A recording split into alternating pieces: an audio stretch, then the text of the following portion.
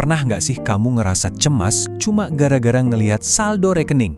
Aduh, tekanan finansial itu nyata banget, dan kayaknya hampir semua dari kita pernah lah yang ngerasainnya. Tapi, gimana kalau saya bilang masalahnya itu bukan di uangnya, tapi di cara kita bereaksi sama kondisi itu?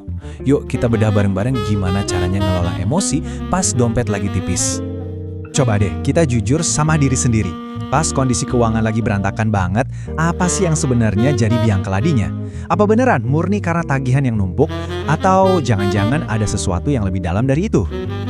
Nah, ini dia nih intinya. Seringkali bukan kekurangan uang yang jadi masalah utama, tapi emosi kita yang lepas kendali. Coba bayangin deh, emosi itu kayak bensin yang kita siram ke api yang masih kecil. Kepanikan bisa bikin masalah yang tadinya sepele jadi kelihatan kayak bencana besar. Jadi, apa rahasia pertamanya? Gampang banget, pisahkan perasaan dari keputusan. Sesederhana itu kedengarannya, tapi ini krusial banget. Yuk kita lihat gimana caranya. Coba deh ucapin ini sama-sama. Tenang dulu, baru mikir. Terdengar gampang kan? Tapi coba deh lakuin ini pas tagihan udah jatuh tempo dan saldo di rekening udah makin tipis.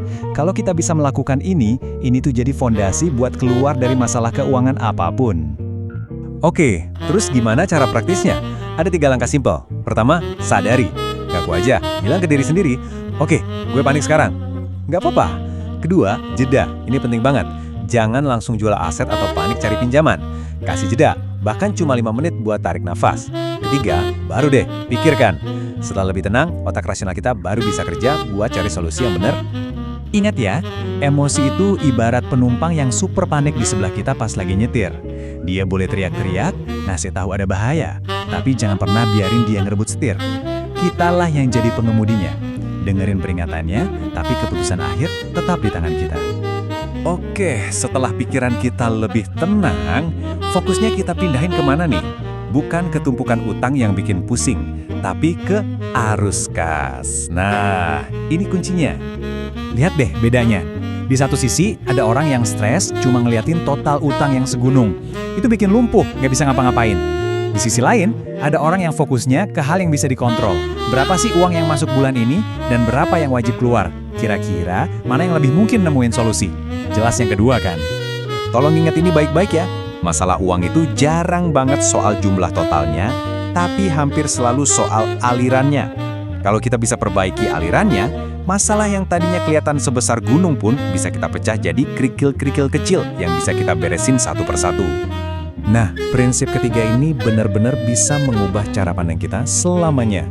Gimana kalau saya bilang, rasa tertekan yang kita alami itu sebenarnya adalah teman baik kita. Jadi gini, tekanan finansial itu bukan hukuman. Anggap aja itu alarm. Alarm yang bunyi kenceng banget buat ngasih tahu kita, woi, ada yang salah nih sama cara kamu ngelola duit. Cek sekarang.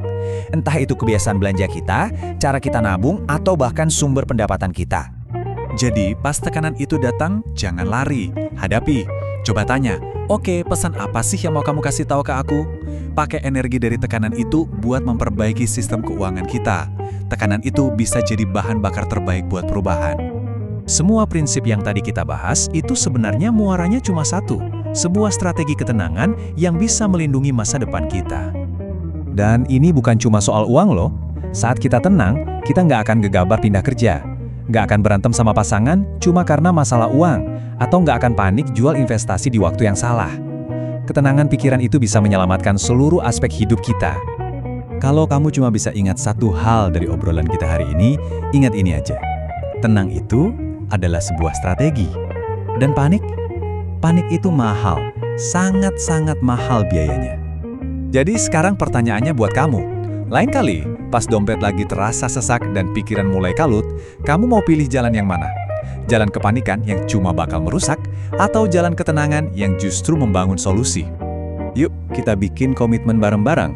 Coba deh tulis di kolom komentar sekarang, tenang dulu. Ini bisa jadi pengingat buat diri sendiri dan juga buat semua orang yang baca. Makasih banyak udah nyimak, tetaplah tenang, dan sampai jumpa lagi.